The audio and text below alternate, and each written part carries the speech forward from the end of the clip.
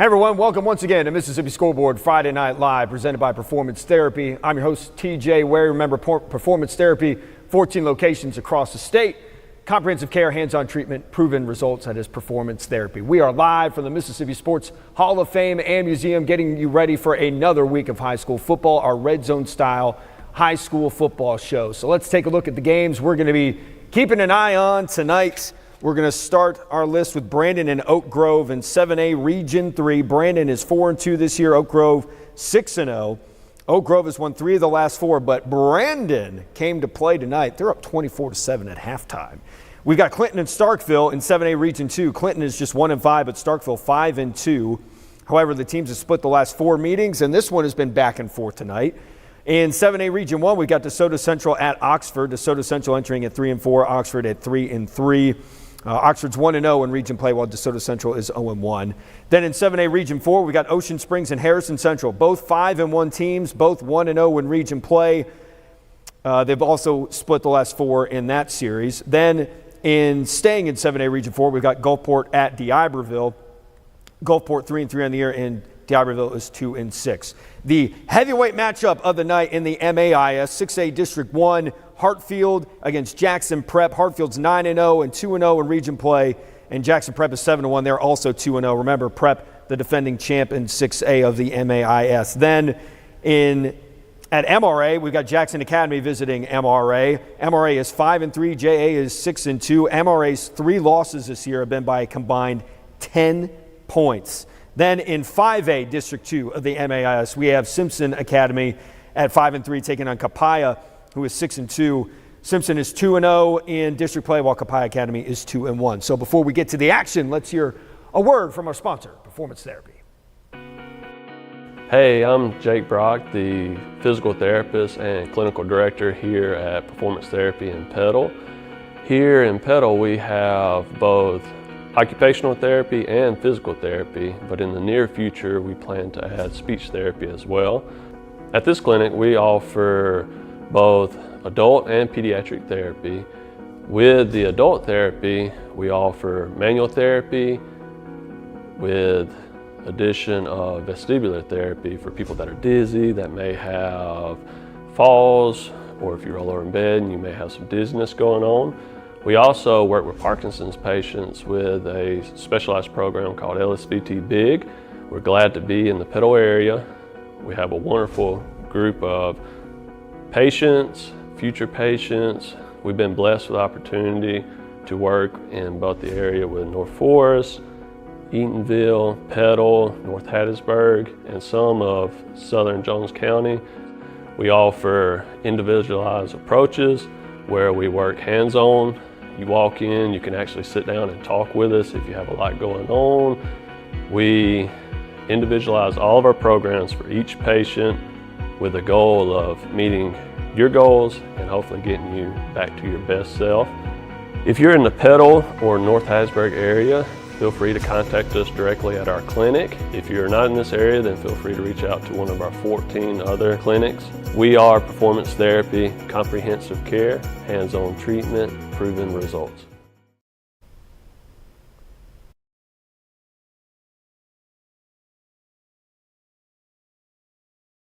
Some prep touchdown for Hartfield. That is Braylon Womack over there, Kenzie West making that catch for Hartfield. So they were down 17-14 at halftime. Now they are about to go, they are up 20-17. We are waiting for the PAT. So let's listen live on that point after, before we start bouncing around our coverage tonight. Find him. He did signal it quite quickly. What a great route by West. And Cayman Tapper, outstanding job, just dropping the ball right in there. That extra point is blocked, however. Good pressure from the Patriots keeps this ball game a 3-pointer as the Hawks are up 20-17. We'll take a quick look here at this touchdown catch. Just a play action to West. Back of the end zone, right past Quinn for the touchdown catch. We'll take a quick intermission. All right, so Hartfield again up 20-17 now after that block PAT. That series, this is only the 5th time they met all time. Jackson Prep, on their way to a state championship last year, won both matchups against Hartfield. They won 10-7 in the playoffs, and they beat them 28-19 in the regular season. Now we are at Simpson Academy versus Copiah Academy. Copiah Academy is up 26-0 right now. Remember, this is 5A District 2 play. 5A District 2 play. Simpson Academy I'm trying to look at my, they're 2-0 in region play. They had that big win against Lamar last week, 28-27. Meanwhile, Copiah Academy coming off a 27-26 victory over Greenville Christian last week. Their only loss came to Lamar the week prior, where they lost 14-7. Time giving us a little preview of his girls basketball program, and the Cougars complete the first play of their drive. It's going to go for 4 from McKinney to number 1 Pinkerton. And Jake, we had Coach Flowers in here, so we didn't really get to talk about it a whole lot. But I hope you enjoyed that interview with Coach Flowers. Opening kickoff, 73 yards. Colonel's 26-0. Yeah, we talked. You know what? Yeah, let's go. I mean, good Lord. Second down and 6. McKinney turns, gives Barry Jack Kitchens on the stop, as with Segrest and Parrott and a host of other Colonels. They're going to get him to the 32. And it'll be a pickup of 4 more. It'll be 3rd and 2. Jake, first half, Colonels look good, able to score right there before half and then do what we wanted them to do, score in the first drive of the second half. Now it's a 4-score ball game, and now you gotta guard against getting lax. You still got to keep the energy and playing hard, because they are capable of scoring points in bunches. Oh, yeah, 100%. You know, job's not finished. And you just got to keep playing 100%, and to come out there and to score right then on that kickoff return, that's just showing them, hey, we're not done, and we're just going to keep going. We're just going to keep slamming it on y'all. They're going to give it to Kennedy off the left side. All right, let's go to Oxford and DeSoto Central for the first time tonight. Oxford up 13-6 on DC. Oxford kicking off here to start the second half. Oxford leads this all-time series 6-0. But their matchups have been few and far between. They won by forfeit in 2020. That was a COVID game. And then in 2019, they won 51-6. Oxford 1-0 to start 7A Region 1 play, while DeSoto Central was 0-1. They lost 36-12 at South Haven last year. Let's listen live, and then we'll start bouncing around with these 3 games that we've got. We've got Copiah Academy, Simpson Academy, and then Jackson Prep and Hartfield. And he'll start at quarterback here once again out of the gun. Cannon over his left shoulder, 1st and 10 from the 20-yard line. That Charger defense having another good first half. Cannon goes in motion, back to throw. Here comes Love. He gets away from Love, and he's going to run for it, and he's got a 5-yard gain out to the 25-yard line, and 2 Chargers collided that time. Love was coming from the blind side, and Jabari White was coming from the offside, and once the quarterback got away, they just ran into each other, and they're both down. Oswalt. But we will see when he stands up, as he is stuffed at the line of scrimmage. No, that's number 9, Lake Womack, starting things off here in the 3rd quarter. Well, I'm going to guess that London Simmons decided he was going to come out and play football. He pushed his lineman, number 79, into the backfield, made a great read, ripped off there, and that's exactly how you want to get started on defense. Outstanding stop right at the line on 1st down, brings up a 2nd and 10. Patriots will spread things out. Play action fake. McKinney turns, fires it on an out pattern, and it is complete to Pinkerton. And that is Riser Gwines. You see on Hartfield's side as well, it's going to be a handoff to Womack, who hits the pile. He gets about a yard. Looks like they'll mark him down right at the 45. So, yeah, just a gain of 1 on 2nd down brings up 3rd and 9. Well, this is exactly what you want to see. You've got both guards pulling again. Here's a snap. Perry looks to throw, looking left, throws a quick pass on a little curl, and it goes incomplete. He threw it behind the receiver. Now, there's a flag down at about the 18-yard line. I don't know if it's going to be a holding call against the Jaguars, and it is. That was Malik Bell who got in there. He hit Perry just as he let go. And empty back formation. Puckett's all by himself. He's going to roll out to the left side. He's going to throw a pass downfield towards his brother. Braylon Womack's going to swat away. Incomplete pass and a 4th down. Great stand by the Hawks defense. No, great job right here. Just, again, 5-receiver route, good pressure, kind of coming back. Puckett's got to get rid of the football. Good coverage there by Womack. And that's what you want to see. 3 Had some really good games in region play. Backed up to the 15. Second down and 15 as Perry right back to throw. He throws an out, nobody there. Yeah, that ball was thrown, and as you mentioned, I think the receiver.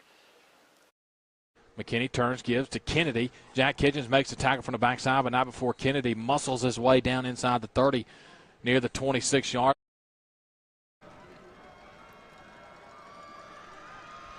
Snap comes back. He gathers. Skies this punt high up. It's going to bounce at the 20.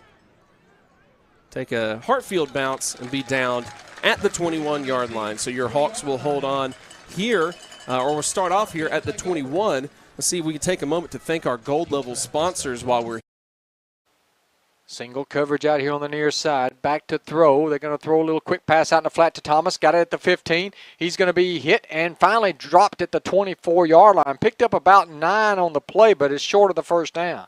Yeah, they're going to give him a good spot right at the 25, so give him 10, but it will be 5 yards short, so it'll be 4th down and 5 for the Jaguars. That's the first catch of the night for Ty Holmes. And once again, Blunt will stand back, and Georgia should have good field position after the punt. Blunt will be back right at midfield at the 50-yard line. Jacob Holmes, number 14, came in as the leading receiver this season for DeSoto Central. He's not caught a pass. 4th and 5, and the punt team is on, and the kick is away. And again, he shanked it off the side of his foot. That's going to hit at the 35 and be down at the 38. was the out route to Womack. Catches it. Oh, he breaks a tackle. He's hit the sidelines and he's knocked out of bounds. We'll see exactly how far they mark him. It will be first down yardage, and he'll be out, it looks like, at the 37. Yeah, just a quick out right there, and that's just all effort. Kind of dances the sideline, and really you're talking about inches from being away from breaking that all the way down the field. And you can kind of see Womack's kind of gearing up. I expect him to have some breakout plays here in the second half, whether it's offensively, defensively, or special teams. He is definitely one of our difference makers. Good to see him getting involved here early in the second half. Tie formation for the Hawks.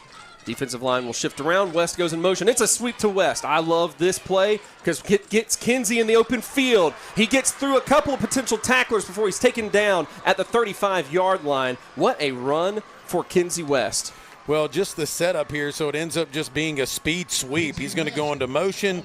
There's the handoff, and Jaslowski is going to be a lead blocker. And, man, he hits a whoop-whoop right there, too. Gets downfield. It's going to be knocked out around the 35. Man, great play by Kinsey West. Again, electric anytime that he has the football in his hands. So far tonight, he has been the primary playmaker, but you don't ever want to overlook Reed Jaslowski, who plows ahead. Great first down run of about 8 yards. We'll bring up a second and short, and the Hawks are moving right now. Well, another great push here. You can see A.J. just getting up to the next level, pushing on folks, all of our linemen getting in on the action there. So definitely moving in the right direction. All right, let's check out Gulfport and D'Iberville for the first time tonight. Gulfport up 35-13 there in the third quarter. D'Iberville 0-1 in region play. Meanwhile, Gulfport 1-0 in region play. That's 7A Region 4. Gulfport started 2-0. They lost 3 in a row, and then they won the region opener last week 42-0 against Biloxi. Let's listen here while we also keep an eye on Hartfield and Jackson Prep. They're going to swing their big receiver, Chris Hockset, to the far side. And they'll move Jasper in motion. Jones back to throw. He's in trouble. Breaks away. Got room. There's a flag. He's going to be in the end zone, but there's a flag. It was thrown in the backfield. That's going to be holding against D'Iberville, so that play is going to come back. Another flag in the end zone, which seems to be going against. I appreciate that. We've probably known each other about 10 years now, Joe. You know that? It's been a minute. It's been a minute. Speaking of a minute, been a minute since we had a flag, so there will be a false start call against Hartfield. Not sure who it was that twitched. Run for it. He's got a little bit of room as he shifts his way inside the 45 to the 44. Gain of about 5 that time for Mitchell Grandjean. Going to bring up third down at the 44. 3rd and 16 for the Chargers. Don, you don't have to get it all here. You could get close enough to where you could give Wilkinson an attempt for a field goal. Grandjean takes the snap. Back to throw. Steps up. Lobs it down the far sideline. Incomplete. 2 Charger receivers were in the area. Both line. Snap comes in. He gathers it, gets it to Reed. Reed's had plenty of space over on that side. He's going to be knocked out of bounds inside the 20, so a red zone carry now and second down for the Hawks. Well, we just go overload to the left there, or really just move our tight end and our sniffer to that side. A great double team by Catchings and Gaston to get up to that next level. And I love a little bit there the change. Coach Toller kind of attacking the outside of the defense now in that run game. That's a great observation. Yeah, we hadn't seen that quite as much. Reed still hitting the hole with emphasis, and we love to see that. I think last year one of the things that started to plague Reed at the end of the year was he started to kind of get dinged up a bit. He was battling some injuries. He's healthy. He's motivated. Here's a screen to Womack. Tunnel screen's got some space, and Braylon Womack's going to take it in for 6. Hawks score again. Well, I just said it earlier. At some point in time, he's going to make one of those explosive plays. He was just kind of sitting on it.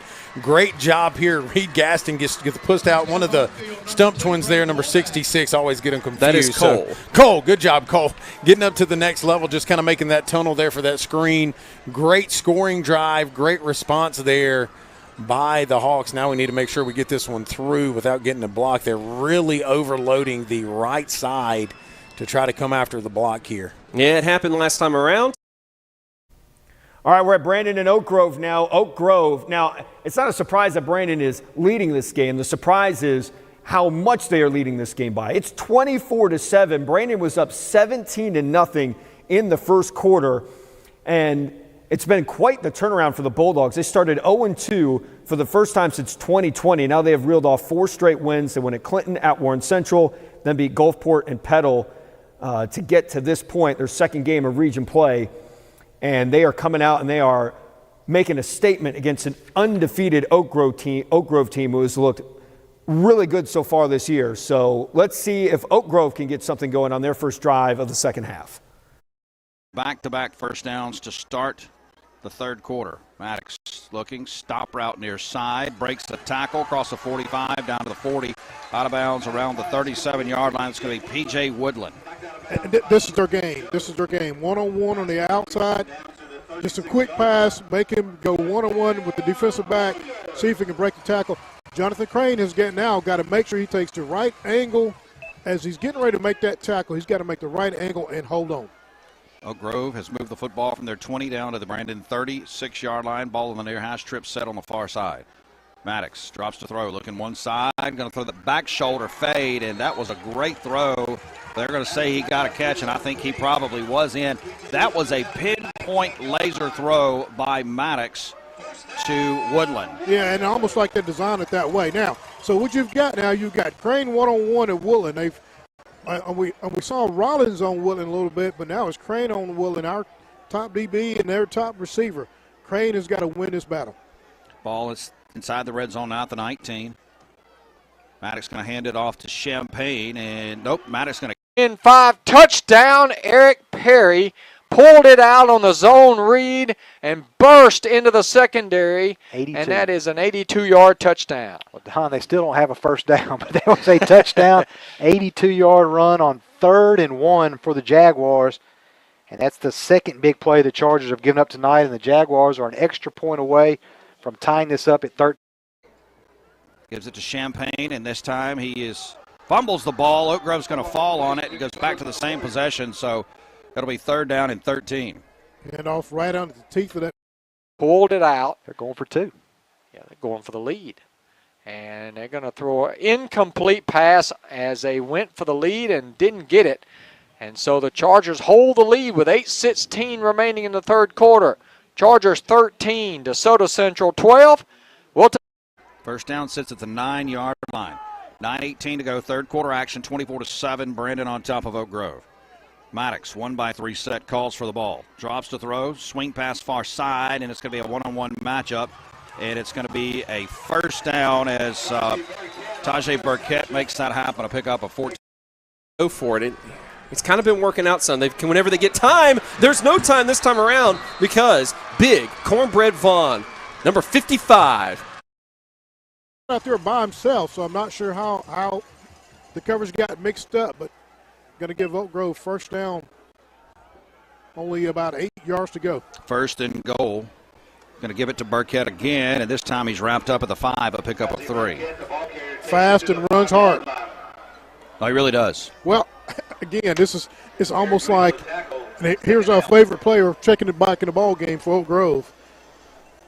Yeah, you got to watch him. Number 47, Hayden Herring. He caught a touchdown.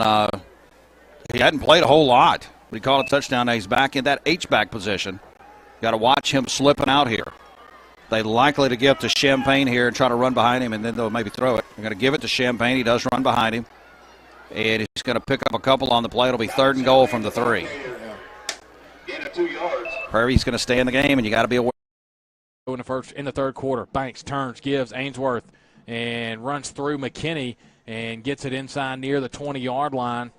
I think he's going to pick up 5 and a first. No, he's going to pick up 4. It'll be 2nd and 6. How many plays on this drive? Burkett in the game. 2-by-1 set. Champagne in the backfield with Maddox. 3rd down and goal. Maddox going to give it to Champagne. Nope, going to keep it himself and walk in. And Oak Grove's going to cut into this lead and make it 24-13. Yeah, again, this is what. Where Quincy dots the I, turns, gives it to him, makes one miss in the backfield, and dances his way to the 20. He's going to pick up 2, and that's it. It'll be 3rd and 4.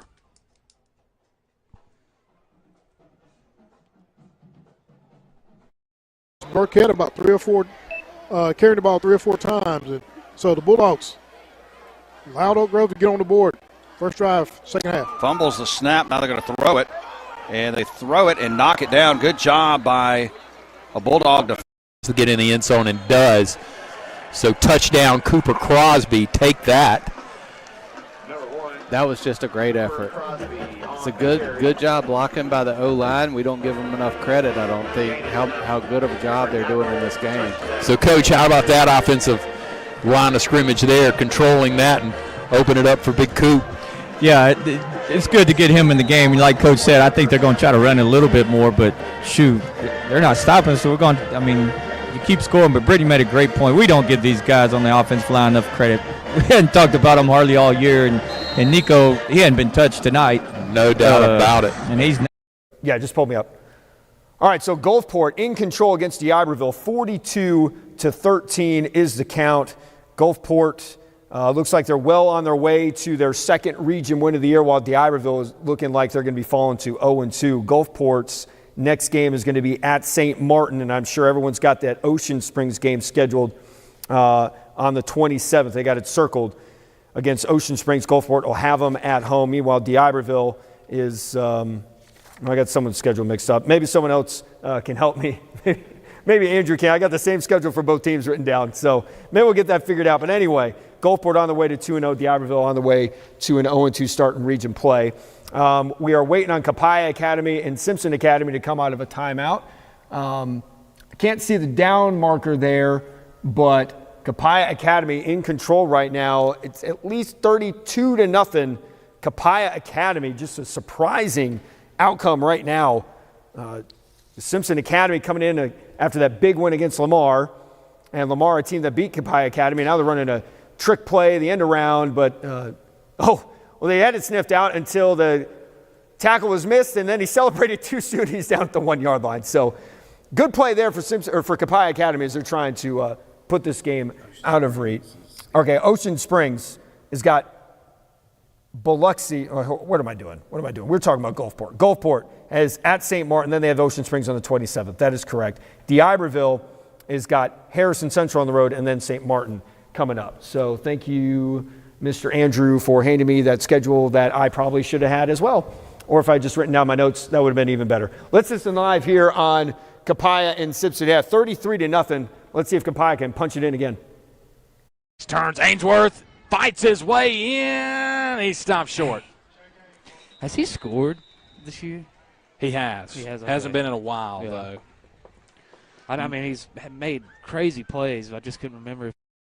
And a first down at the 41. And here's Grangino, the keeper. Gets it out to the 45. Pick up a 4 from Mitchell Grangine. It'll be 2nd down and 6 as the Chargers continue to go. A quick second half. 42 seconds left. In the eye, Ainsworth dots it. Banks takes a snap. Quarterback keeper dives over. Touchdown. Nice. Austin with his first carry of the night. He got a 1-yard touchdown run. And the Colonels, Jake, going on an 11-play drive. And it results in 6. With 35. So unless something crazy happens here, Copiah Academy is going to be looking like they're going to move to 3-1 now in MAIS 5A District 2. Really interesting, too, considering the team Simpson Academy last week was the team that beat Copiah Academy. Well, Copiah also had a 5-game losing streak to Simpson Academy. It's been spread out over the last 15 years. 2008, then 2017, 18, 19, and 2022 are the last 5 matchups. So Copiah Academy in control. It's 40-0. Now we're back at Oxford and DeSoto Central. Oxford has a 13-12 advantage and the football. In the third quarter, Mitchell Grandjean out of the gun. He's going to run the ball to the right, a design run, and going to run out of bounds. Picked up about 3 to the 41. And here comes a late flag. Maybe a late hit out of bounds. Thrown by the umpire. No signal yet, but that was thrown late. Actually, a holding. Ooh, that was thrown real late for a holding call. It was. It was nowhere near the play. Yep. So back them up 10 yards. The umpire threw it as usual with the holding penalty, but he threw it, as you mentioned, way away from the play as the ball was going out of bounds. So the penalty will be backed up right at the end of the run. So it's going to really be about a 7-yard penalty from the line of scrimmage. It'll be 1st and 17 for the Chargers, backed up now at their own 49-yard line. Yeah, 5th penalty of the night for the Chargers. Now we got a timeout on the field. Oak Grove wants to talk about. Ball was way too short. Well, Kinsey's going to come off the top of your screen. The ball's in the air, and I'm going to be honest with you. I can't really argue with Kinsey there. Yeah. It was in the area of the receiver, and he was being impeded from making a play on the ball. So this will be a true punting situation. Defense is going to have to step up. First off, good coverage here, hopefully, for our punt team. We don't see too many traditional punts. So this is something that you hope that the team has been prepared for. On this 4th down, Jackson Jenkins, who handles the kickoff, extra point, and punt responsibilities. Skying punt, not very far downfield. It'll take a Hartfield bounce, roll around a little bit, and be downed at the 37-yard line. Yeah, a lot of pressure coming after that. That was Prep's idea. Good job getting it off there.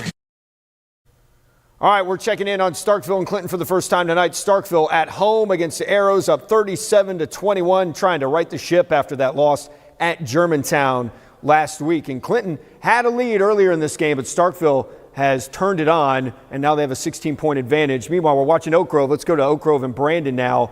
Oak Grove got the football back. They've got a 2nd and goal on the Bulldogs, trying to chip away at that lead, and it looks like they did just that. And watch out, everybody. Here come the Warriors, making it a single-possession football game. Both sides, but hey, Clinton able to hold up. Looks like the big guy T.J. Spann back in the game for Clinton. That's good to see. I'm surprised. There's a snap back. Going to give it to Stevenson right at the middle. Breaks through the front line. Going to be met about the 5 and toots some guys down to the 1. Where he'll be tackled down, and it'll be 1st and goal at that point. So a nice hard run. Stevens got the ball, hit the hole hard right up the middle. Back to 7A Region 4. This is Ocean Springs and Harrison Central. Both teams coming in at 5-1 records. And Ocean Springs, however, has a commanding 35-13 lead in this game. Oak Grove did get their extra point, so now it's 24-20. Brandon over Oak Grove. Quick note on Ocean Springs and Harrison Central. Ocean Springs leads the all-time series 39-23. Now we got an interception at Hartfield and Jackson Prep. Let's see if we can get a replay. Maybe that was the replay. All right, let's go back to Ocean Springs really quick. All right, so Ocean Springs and Harrison Central have split the last 4, but Ocean Springs won last year 43-14. Both teams 1-0 in region play. Let's hang out here. And, hey, Starkville is just scored. Now they're going for 2. Play clock down to 2. Going to give it to on the speed sweep from the left to the right, and he will score the 2-point conversion. I believe that was a Braylon Jenkins. Going to be hit. He'll be short. Yeah, Tell you what, lost a yard. They've had a hard time on these, short down and distances running through the middle of this defense. They've been stopped a couple of times now. There's some big men. Unfortunately, grabbing his leg. Hopefully it's a cramp.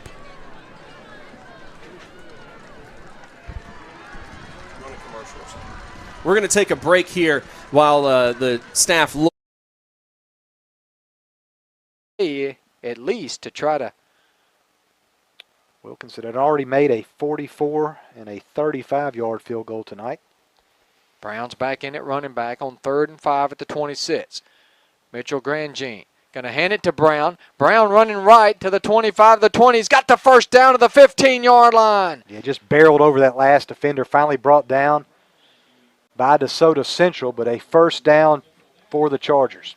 So a big break on the offside on the face mask penalty, and the Chargers now have it in the endurance physical therapy red zone. 1st and 10 at the 15. The give is to Brown again. No, Grandjean pulls it out. Looks right, fires left, looking for Osmer, and he's going to overthrow him. In coverage for Harrison Central was Jaden Taylor.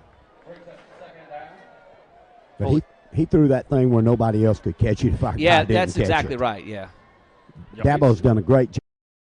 Right there, we got what I thought was a flag, but that was something coming out of the student section that caught my eye. Yeah, me too. I thought that was a flag coming out, but now this is our play action. Rolling to the right, Grandjean hit as he throws over the middle. It's caught. Touchdown, Chargers to Kingston Gregory. Yeah, Grandjean took a pretty good shot, Don, as he released the football, but a touchdown for the Chargers.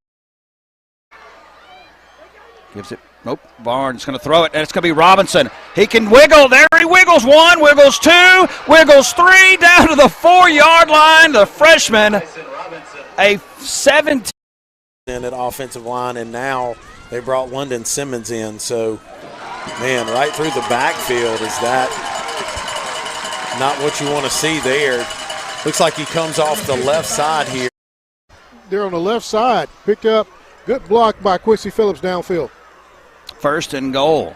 4:39 to go in the 3rd quarter. Brandon on top 24-20, trying to stretch this lead back out. Oak Grove has had back-to-back touchdowns to close the gap.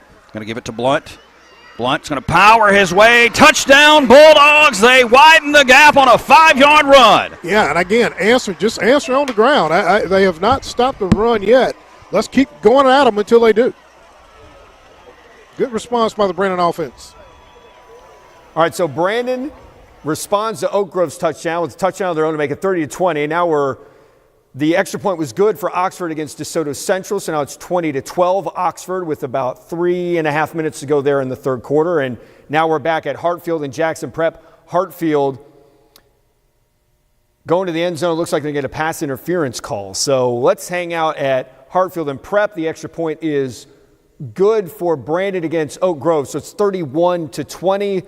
Let's stay here with Prep and Hartfield. Of pass interference is to not turn to make a play on the ball. So that's what we're expecting this call to be. The Hawks are marching it forward a bit.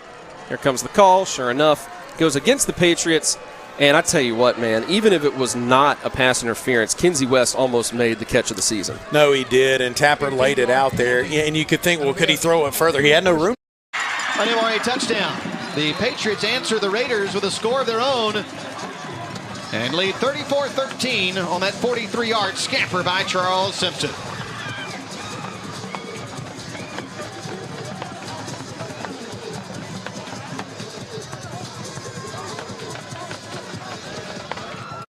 As Wooten Catchings is off to the right side of the formation. Yeah, I'll do it. All right, so MRA gets a touchdown. They're now up 34-13 on Jackson Academy. Series history, JA leads overall 26-22 as we're watching Hartfield and Jackson Prep. Hartfield trying to get another score. But MRA has won 8 in a row over the Raiders as the extra point in that game is up and good. So MRA now up 35-13 with 6:55 to go in the 3rd quarter. Oak Grove returning a kick against Brandon. And it's a decent return past the 40-yard line. So let's see what Hartfield can do here against Prep to really take control of this game. Gets the snap. That's Reed. He fakes it too. He lost it to a wide open Gaston, and Gaston's able to hang on. Yeah, what a great play. A lot going on. I hope we've got a Prep player down. Now we've got a flag deep in the backfield. This will be after the play, I think. There's another flag where the line is. Not sure what happened here. Let's wait to get the call, and then we'll walk through what happened. I'm shocked. Based on the body language here, it looks like it's going to go against us. I think so. I'm shocked Gaston was able to hang on to that catch through contact. However, it does seem like this play is going to be backing up. 50 to the 40, 35-30, 25-20, 10-5. Another touchdown on a big play, a simple slant, and there was no safety in the middle, and Hannah's got another big play and another DeSoto Central touchdown. Yeah, Don, 78-yard passing play results in a touchdown for the Jaguars, and they will come on and try to go for 2 and tie this game at 20 apiece. 3 big plays in this game for the Jaguars and have all resulted in touchdowns. Still looking for that first down, though, but they are 2 points away from tying this game. They're going to go for 2. 18 points without a first down. That's crazy. Like big plays, that's been the difference. Perry working out of the gun. He's got a couple of guys in the backfield. He looks to throw it. Quick slant is caught, and the 2-point conversion is good, and we are tied as that was Holmes on the catch. 2:48 to go in the third quarter. DeSoto Central 20, Oxford 20. We'll take a 1-minute break. We'll be back with a kickoff in just. So Hartfield on second down now will have second, third, and fourth downs to try to get about 30 yards down the field. Definitely not impossible, but a more daunting task than it was a minute ago when that appeared to be a touchdown. Now it was a great play call, but you could see where that's a tricky play where you could have an ineligible man downfield. Well, anytime you've got that much action in that long of a time, there's going to be a shot all the way down to He's going to Womack. Womack, oh, did he drag the foot? They're going to say no, incomplete. We're not able to drag it in time. I believe he did come down with that ball. Well, Tapper knew he was going there the whole time. Good protection, slings it out there. Oh, he didn't catch it. He did kind of not. popped That's out what it there is. right at the end. Good effort there, double coverage though. It looks like Womack's calling for a sub there too. So he'll head off the field.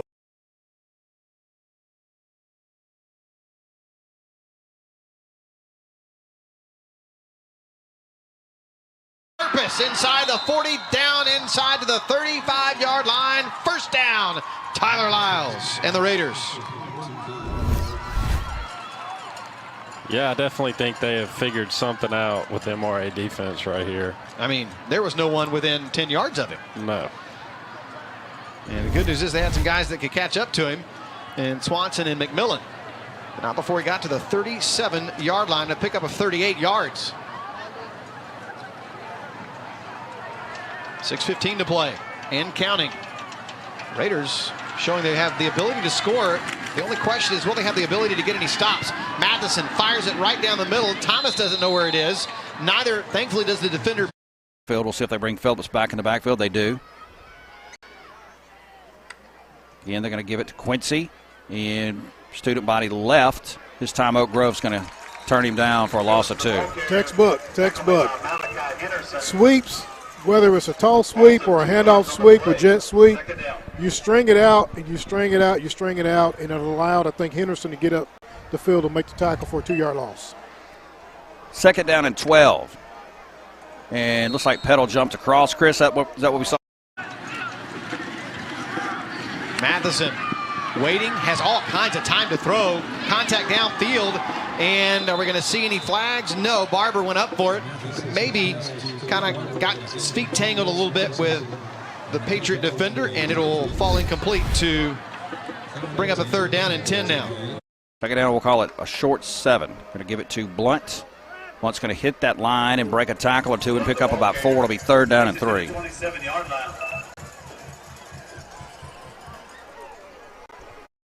Well, Kinsey West is going to clear it out here. It's just about a 10 to 12-yard speed out there. He's going to get it closer up, make it definitely more manageable kick here for Jackson Jenkins. Go ahead. I was just going to say Jackson Jenkins, he's got a strong enough leg. Sniffing that out was Brady Biggers, and he drops him for a loss. Field goal attempt. We don't see field goals too often the way this season has gone, but Jackson Jenkins, we know, is a confident young man. Snap is down, kick is up. It's looking good from our spot. The referees nod their heads before signaling it's good, and your Hawks are up 30-17. The gun. Harmon again goes in motion. Here's a snap. Grandjean's going to throw it. He throws down the middle. Got a man wide open. Caught at the 30. Harmon, 20, 15, 10. Run out of bounds inside the 5. They're going to mark him out at the 4.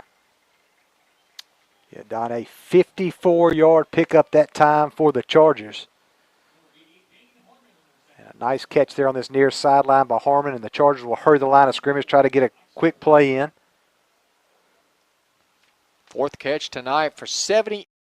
It was a very quiet halftime. Just the look on the faces of people, they were in total shock on what had happened in the first half. Barnes again going to give it to Blunt. Actually, that's Robinson. And he's going to run hard and pick up about 4 on the play. It'll be 3rd down. Yeah, good hit. Good hit. I believe that's. Mitchell Grandjean out of the gun. Pegues to his left. Harmon goes in motion. Here's the snap. The give is to Pegues. Straight up the middle. Pegues picking his way down to about the 1. They said he got in, or at least one official said he got in down on that far sideline, but he did. Yep. Touchdown, Pegues. I did not think he got in actually, initially. one said he did. The other one said he didn't, so they're going to say. Oh, that said he didn't. Yep. Very close, right there on the goal line. I've never seen that before, where one guy signaled touchdown and never conferred. They just went with the other guy's call. And now 2nd and goal at the 1. This time he's in there. Pegues straight ahead. Touchdown, Chargers. They've regained the lead. Yeah, big play there. Big catch by.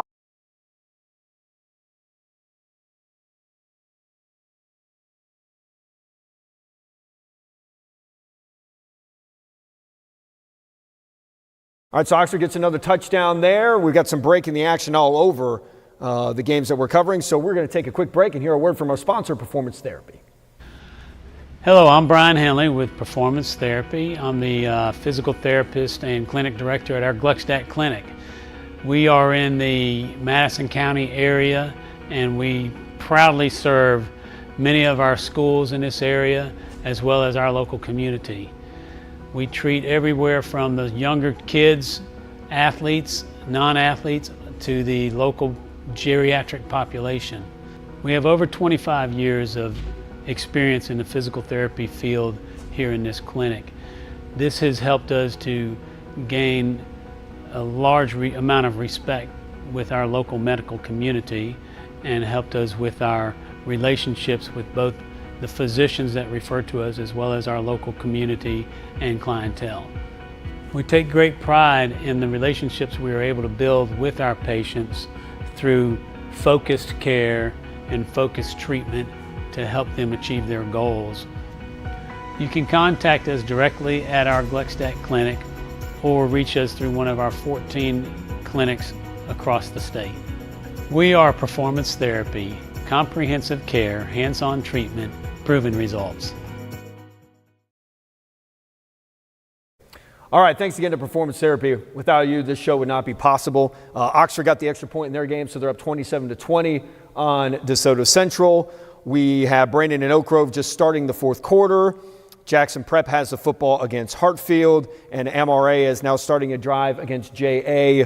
So we are going to go where someone is lined up, ready to run a play, and that is going to be JA and MRA. MRA up 35-13. 4 minutes to go there in the 3rd quarter. Of course, they're going to call timeout. That's just how it goes. I feel like it happens every time. Let's go to Brandon and Oak Grove. Brandon's got the ball 2nd and 3 near midfield. They've got an 11-point lead with the 4th quarter just underway. Well over 100 yards of total offense tonight. Quincy Phillips has got his lion's share plus kickoff return yardage as well. Blunt, power right side, and he's going to have a pickup of 5 and another 1st down. Another 1st down and more time off the clock. Yeah, I tell you what, at this point, that ball is going to down into Oak Grove territory at the 41-yard line. We're at the 11:05 mark in the ball game. And Jake, here's the thing: 5-6 yards a carry. If we can keep that moving, again, it's kind of textbook. Yeah, I mean, because if you can do that, 5-6 yards, 7 yards a carry, and you're going to rip off another 3, 4, 5 minutes and then put another score on the board, that's going to make it very tough for Oak Grove. Yeah. Because now you're battling not just the scoreboard, but you're actually battling the clock here. Well, let's just not turn over the football. You read my mind there, partner. Bulldogs have played it clean outside of the one interception. Going to give the ball. Tyson Robinson trying to get to the edge, and this time he's going to get wrapped up. Tapper to Jaslowski again. He's pushing forward once again. He's going to have the first down yardage by a solid 2 extra yards. Here again, he's made some plays from that quarterback position. He stands in the gun here as he sends Holmes in motion. Play action, looks to throw, but he's under pressure. Now dumps it off, has his man up at the 30. He takes a hard hit, but he's got a first down at the 31-yard line. That was Holmes on the catch for a gain of 11. Down and 10, ball at the Oak Grove 43, and it looks like the Bulldogs moved. Yeah, I couldn't see which guy it was. It was 74. It's going to be Aiden Newell. Hopefully we can continue to move the football here. So a fresh set of downs. Tapper gets the low snap and gets it up to Reed. Reed is met at the line and plows. Now the play clock is not working. It's a night. Technology is having a night tonight. There we go. Now it's running. The handoff to Charles Simpson. Can he get the 3 yards needed for the first down? He's got him. And fights forward. Hits his own man in the process. Getting to about the 43 before Fagan Daniel brings him down. Go in the ball game. Barnes drops to throw. Quick throw out to Quincy Phillips, who is going to turn it upfield. Good job by Quincy. He picked up about 8 on the play. That's a great job. Yeah, good job. Caught it. Went outside. Shuffled his feet. Turned it back inside to get within the chains. Now it's going to break up a third down. What appears to be a 3rd down and 7. Northwest Rankin and Meridian are going to the 4th, or in the 4th, 31-31. They have got a good ball game going on between Northwest Rankin and Meridian. Northwest Rankin 1-0 in the region, Meridian 0-1, trying to get to 1-1. Brandon trying to get out of here with a win and go to 2-0 in region play. By DeSoto Central. Yeah, so back them up 5 more. Landon Varn's going to keep it, and he is going to be down to the 35 purview. I would believe this is going to be 4-down territory here. I believe so. I'm not sure if we're going to bring Mullen on for another attempt at a long field goal. I did like to play.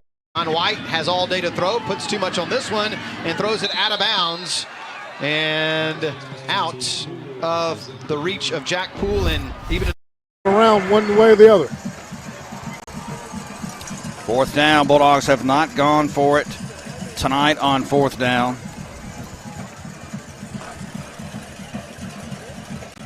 Phillips in motion, back into the backfield. They're going to give it to Quincy. Speed sweep. He's going to cut it up, and he's going to be short of the first down, so it'll be turnover on downs. Yeah, this is one time where MRA, 2nd and 10. John White, a screen again, and this time it's read like a book by Jacob Scarborough, and Darian Alberts got some cramps. He cannot make it to the sideline. He's trying desperately to get over there, though. Linus Perry stands in the gun here. He's going to hand the ball off to Cannon. Cannon's going to run right, gets a block, gets out across the 20 to the 23. Picked up about 9 on the play. Yeah, that'll probably be the last play of the 3rd quarter. And it will be. Big 3rd down facing DeSoto Central when we come back. That's the end of the 3rd quarter. It's Oxford 27. And for the Oak Grove Warriors, they've got 8:06 to work with. They're down 31-20. Long as you can keep from giving up a big pop play here. 3-by-2 set. Now Burkett in motion. Steps up. Now he's going to run it. And a big run by the quarterback. And into Brandon territory. Again, his helmet comes off. I'm going to say that he just doesn't have that thing fast. I don't think he's got it buckled. He likes it. John White on 3rd down. Back to Simpson he goes again. He's got a convoy down there and doesn't even require it. Touchdown Simpson, the 4th time he has found the end zone tonight. 2 in the air, 2 on the ground. And MRA is running away with this one here in the 3rd quarter.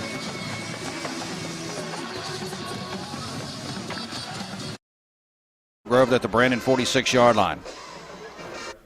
Remember, with MRA quarterback John White, he is on a mission to make some history this year. He entered tonight just 922 yards away from breaking the state record for career passing yards that was set by St. Stanislaus QB Miles Brennan, who had 15,138 yards. So John White, he's almost there, and he's going to have one more regular season game and at least one postseason game to try and break that career record, as MRA is well on their way to a 9th straight win over Jackson Academy. We've got our eye on Hartfield and Jackson Prep. Hartfield's up 30-17. They've got the ball as they're just trying to control the clock in that one and go to get another victory and improve to 10-0. Meanwhile, Oak Grove has it against Brandon. They've got a 3rd and 2 upcoming. They're down 11 with just under 7 minutes to go in the fourth quarter. Home to bring up 3rd down. Under 7 minutes, you got to make Oak Grove use every bit of this clock right here and make them work hard here. Speed sweep. This time, Bulldogs wrap up Burkett. First time tonight they've wrapped him up, Hervey. This was a big play, Alex Wilson. Big play by Alex Wilson. Just a toss sweep to Burkett, and you know he's going to turn it up. Somehow Wilson was able to get upfield, not get blocked down or blocked out. Got right into the running lane of Burkett and somehow made the tackle with a guy blocking down on him. That has got to be one of the defensive plays of the year. Yeah, there's no doubt, because Burkett has done some damage here in the second half. MRA, speaking of damage, all over Jackson Academy now, 42-13. That one's done deal. Drops to throws Maddox, stop route, and they're saying it's incomplete. Now the official, he's saying it's incomplete, and they're saying it hit the turf. So we got calls from everywhere. What a surprise. And that was a stop on 4th down, and a big stop, and that brings the crowd on the other side of the line. I'm not so sure that's not the guy. I thought they were going to throw, because the slant route out of the slot, it was wide open, and he throws the. So that's a huge stop for the Brandon defense. They're going to get the ball back now. They're up 11, and they've got great field position trying to hand Oak Grove their first loss of the year and take over 7A Region 3 with a victory. Meanwhile, we are back at Hartfield and Jackson Prep. There is a punt there, so Hartfield giving it back to Prep. Not sure about the time in that game.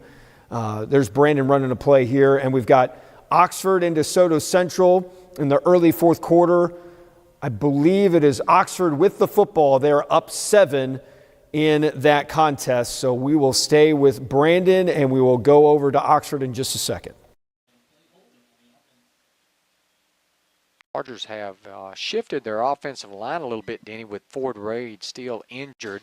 They've moved Cheney from right tackle to left tackle, and now they have 45 ball at the 47-yard line as Blunt got a 6-yard carry. He's just a few yards under 100 yards tonight. It could get worse. They just started the fourth quarter. Blunt's going to pick up about 3 on the play. That's going to put him right at 100 yards. 19 carries, 100 yards for Nate Blunt. Purvey, you may have this stat in somewhere. I don't know what our record is when Nate Blunt rushes for 100, but only took 9 seconds off the clock, too.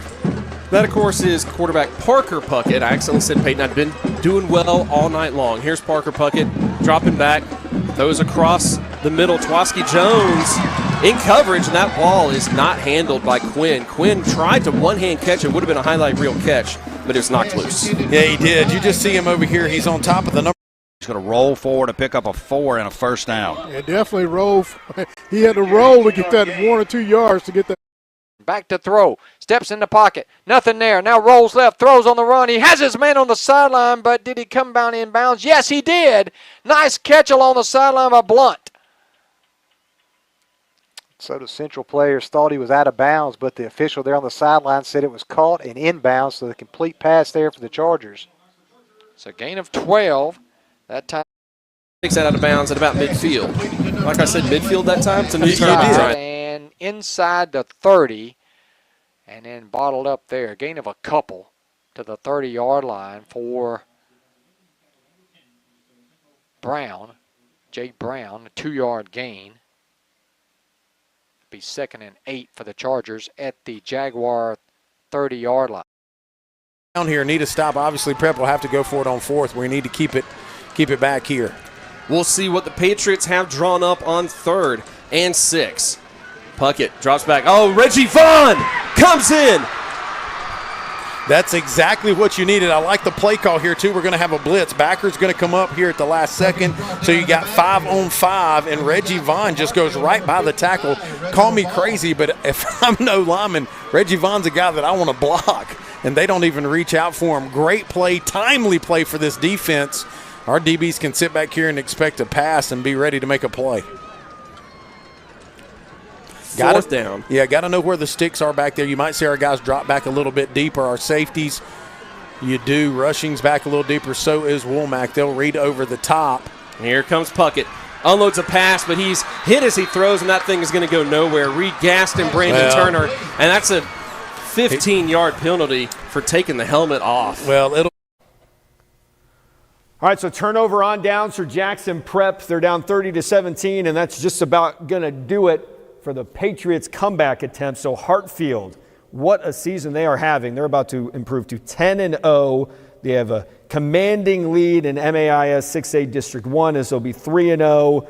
And it looks like 6A and the MAIS is Hartfield's for the taking at this point, as they have got wins over the 2 powers, including the defending state champions, as we're watching Oxford try a long field goal against DeSoto Central. That kick is up, and it is good. And that kicker for Oxford is William Wilkinson. If you remember last year, he had that game-winning field goal against Clinton that you saw right here on Mississippi Scoreboard Friday Night Live, presented by Performance Therapy. So big field goal for Oxford. They're now up 30-20. DeSoto Central's got some work to do.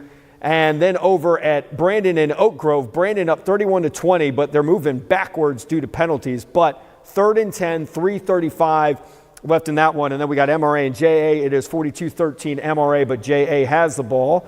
Oh, excuse me, MRA has it. Oh, I can't tell. JA still has it. Anyway, it's 42-13 MRA.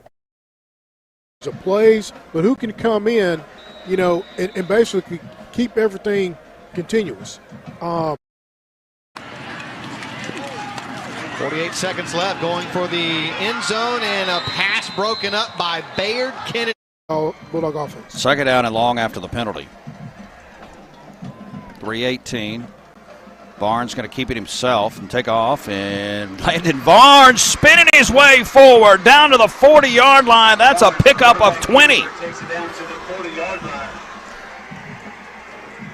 And he gets up hopping and fired up, and did you think that the Landon Barnes run was going to actually get that many yards for us? Raiders trying to get healthy, and they've lost another one of their guys for a little while tonight. DJ Watkins probably for the rest of the evening based on the way he left the field. And another quick injury update, guys. I believe Keandre Terry may also be done for the night. I kind of pulled up lame on that long pass. Some plays like that in his career. I remember perfectly, we were up at Oxford a couple years ago, and he had some big runs. Tyson Robinson, and here he goes. That's going to ice it. Shut the door. Bulldogs are going to win tonight down at Oak Grove, and Tyson Robinson says, we are going to sit in first place. It's our region. Bulldogs region 3-7A. And again, that offensive line has done a good job of blocking all night. He got a couple of good blocks by the receivers on the outside, found a seam, somehow ran by the second wave, and just got to the end zone. He's faster than he looks, but great run by Tyson Robinson, the freshman running back. And look, we're going to keep it right here after this kick, 37-20 now.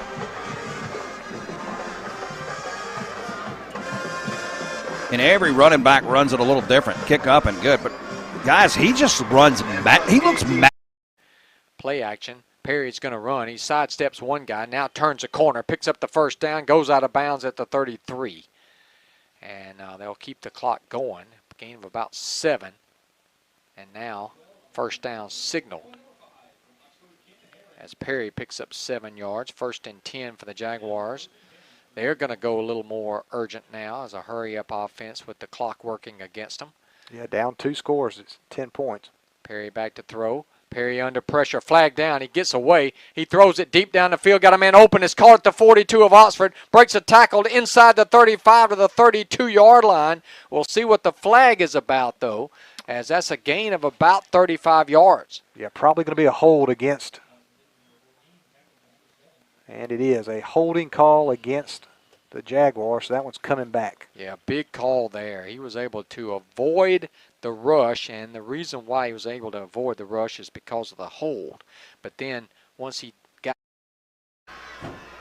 this team who took it on the chin at the beginning of the season, we got a long way to go. It's Picayune 28-20. Goes over to Madison Central and really just plays one of their worst performances under Coach Williams' tenure. And then Purvey, it started with Clinton. And Charger lead 30-20. Empty backfield now for Perry. They got 4 wide receivers wide to the left. And he's going to look that way. Throw a little swing pass, caught back at the 20 and dropped at the 24. Very short game. As John White goes back to pass underneath, gives it up to Jack Poole, who is knocked out about the 6.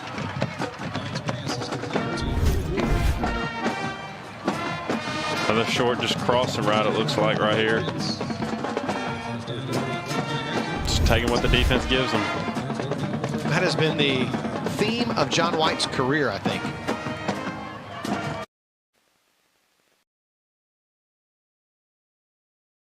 Perry out of the gun, back to throw. Tried to set up a screen. It was deflected, incomplete. Weekend. It won't be Charles Simpson diving for the end zone, losing the football, and the Raiders are going to recover it in the end zone as Jack Poole fumbled it into the end zone, and a touchback should be coming up here for the Raiders on C.J. Banks in the end zone. Wyatt Rogers headed down. An unbelievable game plan that these coaches have put together tonight to come out with a trick play and then an onside kick. They came prepared to be aggressive and leave it all out here, and they really just go a 5-man front here as they inch up. Perry back to throw in the pocket. They're going to blow it dead. A false start against DeSoto Central. So Grove and hold him scoreless. I don't remember that, but yeah, that would be a good stat as they hand it off to Champaign, and he's going to pick up a few here. I mean, Oak Grove's going nowhere. And Brandon still has 3 weeks of work to get the region championship, and now you eye that number 1 seed out of Region 3 now, obviously, next week. Bulldogs. Little pass forward, the Utah shovel, and the Raiders knocked down right at the line of scrimmage. Rhodes Robinson. Backing him up here to the 19-yard line. Back to throw, going deep, fly route, single coverage, incomplete. He reached out, got a hand on it, but couldn't haul it in. That was pretty good coverage by Judson. Yeah, the defender was about a foot in front of him, Don, but put that one hand out, tried to haul it in, just couldn't bring it in. All right, so Oak Grove had a 4th down. They're down 18, and they just punted it away. So they are waving the white flag. Brandon is going to win 38-20. It is going to be one heck of a victory for the Brandon Bulldogs as they will improve to 2-0 in 7A Region 3. That 0-2 start, a thing of the past. They are at Pearl next week for Eat Dirt. Meanwhile, Oak Grove will be in Rankin County as well. They will be at Northwest Rankin, who is playing Meridian this evening. So we've got Oxford up 30-20 on DeSoto Central. We've got MRA up 42-13. Let's go. All right, so yeah, those are only 2 real games going right now. Let's hang with MRA, and we're going to wait for Oxford and DeSoto Central to get something going. But that's where we are right now. Here, Kingston Mays this time doesn't have the ability to get around Win Cruz's big tackle, and he loses a couple of yards back to the 35. I feel like we've said DeSoto Central. Grand Jean's going to hand the ball off straight ahead to Brown, and Brown plows his way to the 44. Picked up a yard. The Chargers will probably try to run some clock here. 7:19 remaining, up 10 points. Harper's going to check out. Blackwood's going to come in at tight end on 2nd down and 9 as the Chargers still hurrying it up, even with the lead. Grand Jean's going to throw it. A little swing pass out to Brown in the backfield. He's got some room inside the 40 down to the 38, and he's going to be about 3 yards shy. Good decision that time by Grange. Had the pressure there, but just dumped it off at the last minute for the complete pass. Picked up 6 that time to Jay Brown. And it's going to bring up 3rd down and 3 at the 38. I'm running some clock here from Coach Cutcliffe. 3rd and 3. Brown over the right shoulder. They're going to snap it, though, with about 17 on the clock. Grandjean's going to keep it as he runs around the right corner. First down and more to the 30, to the 25, to the 20, and run out of bounds. A first down, Chargers. Let's see where they say he went out. About an 18-yard pickup. 2 behind Braylon Womack of Hartfield, who's got 5 coming into tonight's game. On 3rd down, a flag flies, probably holding, which means they'll probably decline it as they kept the Raiders from getting the first. In at the DeSoto Central 19. Mitchell Grandjean, who's played the entire second half at quarterback, is going to throw it. He throws a quick slant, and a flag is down. They blew it dead. Yeah, probably going to be a false start against the Chargers, but Chargers were going for the nail in the coffin there. Yeah, they were. Trying to put this game out of reach with a touchdown here as Lewis was running a slant, but the flag blew it dead. Be a 5-yard penalty back to the 24. It'll be 1st and 15. 6:18 to go in the ball game. Oxford 30. DeSoto Central 20.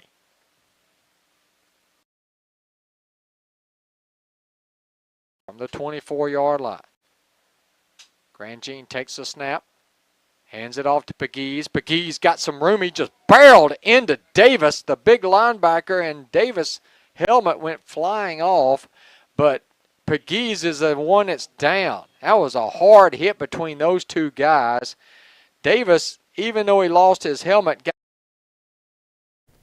All right, so as Oxford tends to an injured player, we're going to take a quick timeout and hear a word from our sponsor, Performance Therapy. Hey, my name is Wayne Jimenez. I'm the director here at Fondren Performance Therapy. We service the Northeast Jackson area as well as some local colleges and high schools. We provide outpatient orthopedic services for our patients. We see a variety of folks ranging from athletic injuries to total knee replacements. And basically, we take care of anybody that walks through our door. So we would love to have you come over and pay us a visit, and if we can help you get over your aches and pains, we'll be happy to help you. You can contact us at our Fondren office, or you can feel free to reach out to any of our 14 locations in the central Mississippi area. Remember, Performance Therapy, comprehensive care, hands-on treatment, and proven results. They're going to give the ball to Brown. Brown looking to the left. Turns the corner of the 15 to the 10. Spins his way out of bounds near sideline at about the 8, maybe then 8 or 9 yard line. Yeah, had to get to the 10 to get the first down. He should have that, so it should be 1st and goal as they'll spot it down at the 9. Pickup of 9 on the play. Actually, they're going to spot it at the 8. You're right. We'll give him 10 yards. 1st and goal at the 8. Now they run it again, and nowhere this time. Going to be stopped it. White gives it back to him again. Jacob Scarborough and A.J. Parker bring down Jack Poole. He's credited to about the 24-yard line. Gain of 7. At the 10-yard line, 2nd down and 1, they're saying. And it'll swing past to Harper, and Harper's going to lose more yardage. He caught it, but he was hit immediately in the backfield. DeSoto Central's not giving up, Don. The defense still playing hard, trying to get back in this ball game. Another big stop there is Harper made the catch, but he was hit. Eating up as much as they can now after flying in the first few quarters. Slant over the middle and another completion to Case Thomas. Joshua Dawkins and C.J. Banks finally bring him down, but a first down on 3rd and 3. MRA tonight 9 of 11 now on 3rd down conversions, Noah. Wow. That is That's a high percentage. That is tough for a defense. To face that many 3rd downs and give up a conversion. And then they're 1 of 1 on 4th down, so 10 of 12 on converting for a first down tonight.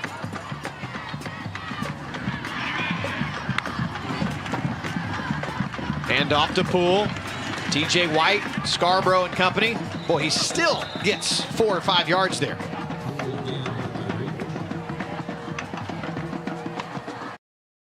And it was a first down at the 8, and then lost 2 yards on the previous carry. And then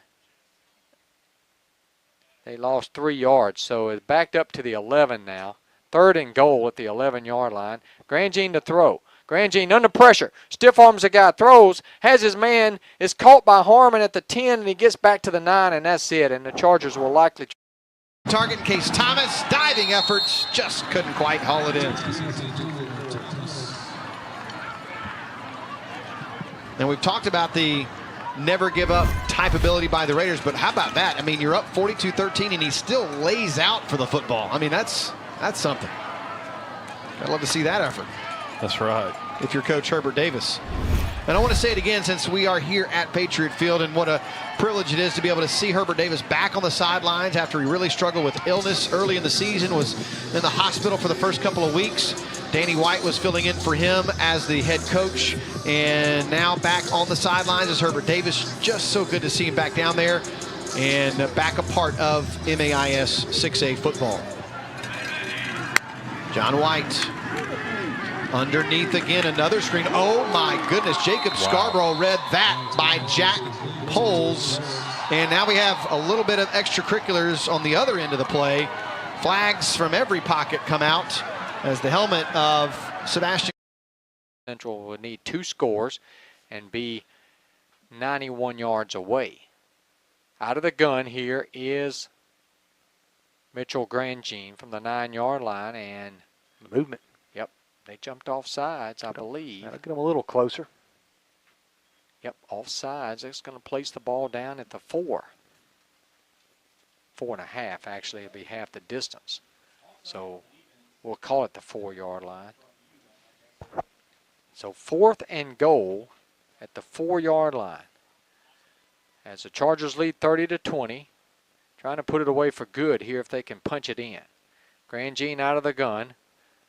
Takes the snap. He's going to throw it. Throws it to the corner. Touchdown to Lewis on a back shoulder pass in the front corner of the right side of the end zone. Big play there by the Chargers. They go for it on 4th down, and it pays off. He threw that over the shoulder, and Lewis turned around at the right time to make the catch.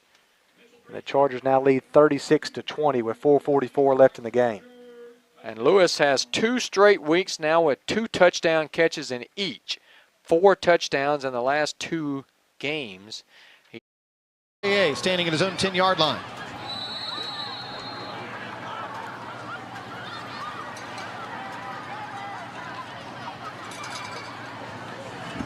Nobody rushes the punter, and this is a beautiful kick. It turns over and will, does it take, oh, it goes in, bounding.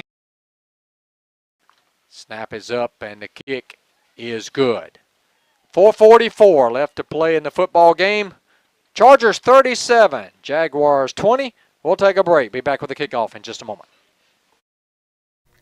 All right, so Oxford now up 37-20. Let's take a look at some of the final scores they've had from the games we covered tonight. Brandon, again, beating Oak Grove 38-20, so Brandon has control of 7A Region 3 so far. They're 2-0.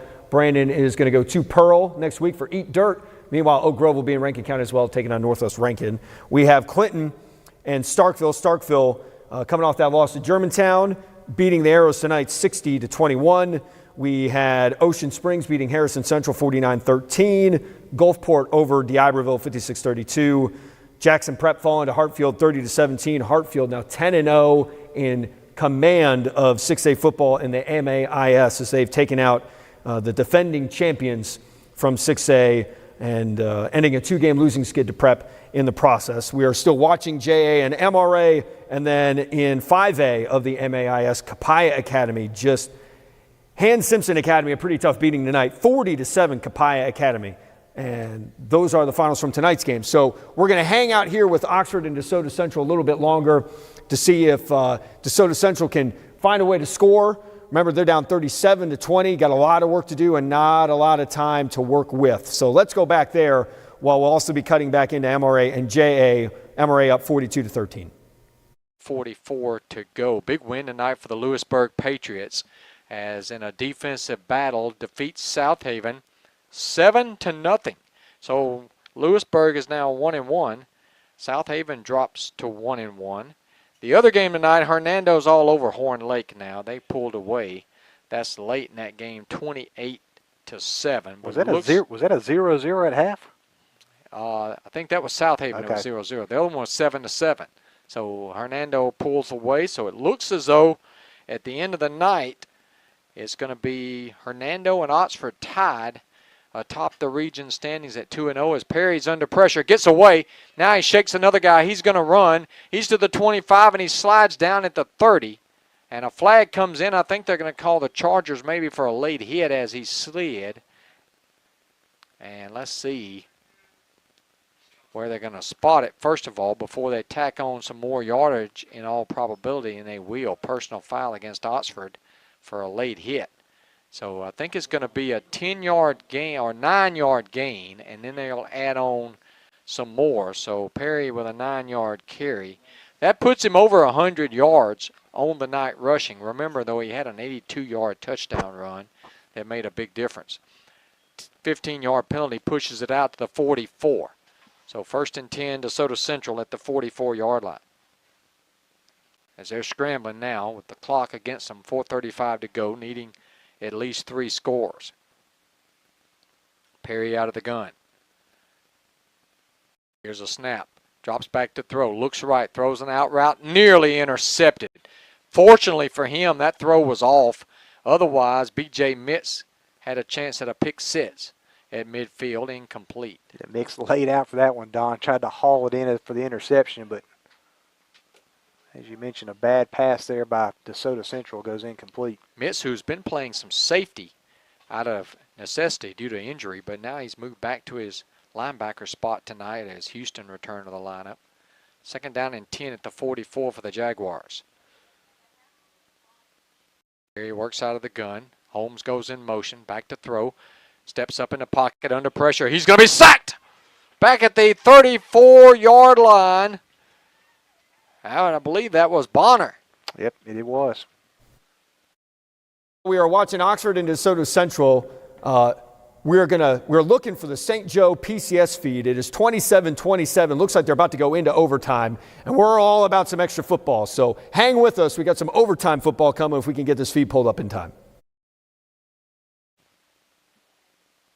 Chargers show blitz. Here they come. Perry throws off the back foot. Incomplete at the 34-yard line. He tried to hit Holmes, but the pressure was coming. He had to get rid of it, and it's going to be 4th down. Yeah, DeSoto Central will punt the ball away, and I would expect the Chargers here, Don, just to keep the ball on the ground and try to run this clock out and get their 2nd region win in back-to-back weeks. Well, the Chargers will be heading, as we said, to South Haven next week, as South Haven will now be 1-1 in the region after the loss tonight. And then back up there on the 27th at Lewisburg. Then we'll close out the regular season with Hernando on a Thursday night, last game of the regular season. The other game. Block punt is blocked. Ball's rolling loose. It's picked up back there by Houston, and he's going to take it in the end zone off the block kick. Kamar Houston's going to get a special teams touchdown, and the Chargers going to add to their lead. That was a blocked and a scoop and score there, Don, as he did it himself.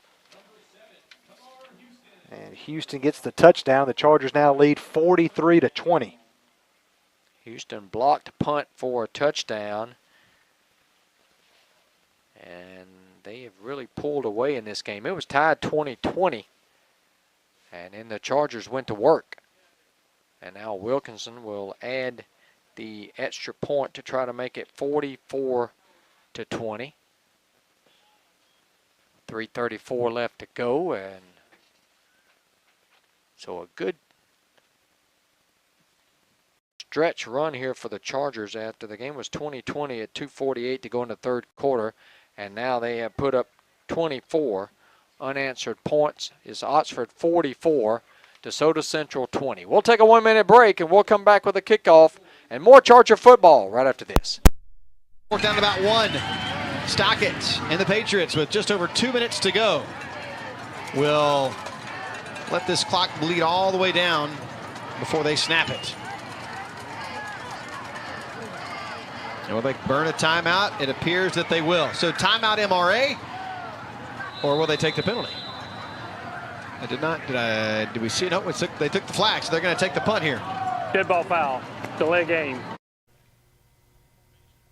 Okay, we have PCS and St. Joe coming real soon. We're just trying to get it pulled up. I'm watching it on my phone right now, and we're about to put it on the screen. But yeah, 27-27 there in the fourth quarter. So once we get it pulled up, we're going to go to it. We got St. Joe is 4-3 on the year, 0-2 in 6A District 1 of the MAIS, and PCS is 2-5, 0-2 in 6A District 1 as well. Remember, Prep beat them by 40 points last week, but a really competitive game tonight as the clock just hit 0 in the fourth quarter. So it's 27-all.